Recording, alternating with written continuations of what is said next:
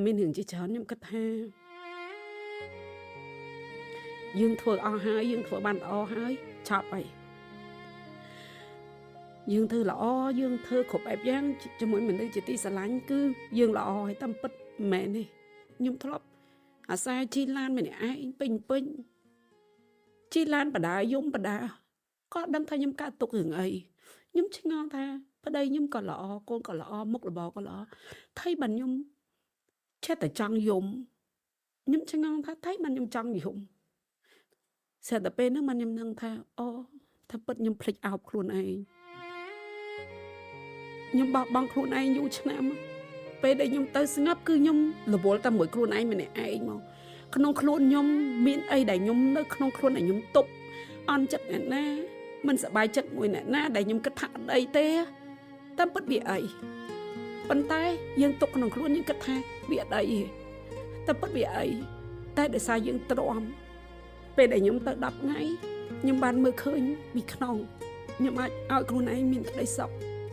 ទាំងមិនមានអីទាំងអស់ពេលដែលយើងកាន់តែស្ងប់យើងអាចយល់ពីខ្លួនឯងដោយបងប្រើពាក្យមិញថាអោបខ្លួនឯងបានកាន់តែពេញលេញ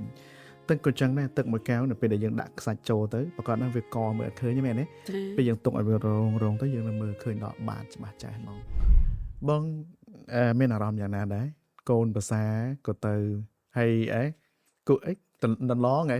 ក៏ទៅបដិបត្តិកូនភាសាក៏ទៅកូនផ្ទាល់ខ្លួនក៏ទៅបដិបត្តិហើយ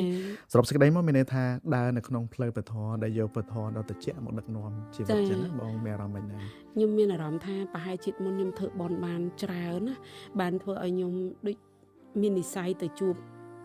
ពធអីចឹងបន្តទីទោះបីជាឥឡូវខ្ញុំអត់សូវបានប្រតិបត្តិខ្លាំងដូចកូនភាសាខ្ញុំនឹងប្តីខ្ញុំទេព្រោះសុកអត់មានរឿងអីសោះខ្ញុំសុកចិត្តទៅខ្លួនឯងវិបស្សនា10ថ្ងៃទាំងខ្លួនខ្ញុំនឹងមិនដែលឃ្លាតពីការងារមិនដែលមិនទេគឺអត់ហ្មងតែទៅឆ្កយម្នាក់ឯងអញ្ចឹងគឺវាជារឿងមួយដែល challenge ខ្លាំងមែនតើហ្មង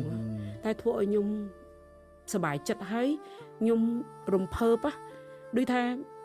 ខ្ញុំស្គាល់អត្តន័យថាស្រឡាញ់ខ្លួនឯងពិតប្រាកដសម្រាប់ចិត្តទៅចូលវគ្គបដិបត្តិ10ថ្ងៃដំបូងលំបាកពីព្រោះធម្មតាបងនៅមើលការក៏ទៅបុគ្គលិកផងហើយអាជីវកម្មរបស់យើងដែលយើងកំពុងរកស៊ីខ្ញុំចង់និយាយថាលំបាកហ្នឹងលំបាកក្នុងការសម្រេចចិត្តដើម្បីទៅថាអូពេលយើងទៅអញ្ចឹង10ថ្ងៃបិទទូរស័ព្ទបិទអីអញ្ចឹងតិចមានគេទេរោមួយលំបាកបងពិបាកក្នុងការសម្រេចចិត្តទៅដំបូងលំបាកនិយាយទៅសម្រាប់ចិត្តទៅហ្នឹងគឺត្រូវរៀបចំផែនការច្រើនប៉ុន្តែខ្ញុំគិតថាចេះគ្រប់មនុស្សយើងទាំងអស់ឲ្យតែមានគោលដៅចង់ធ្វើអីមួយគឺចេះចាត់ចែងអូតូហ្មងគឺ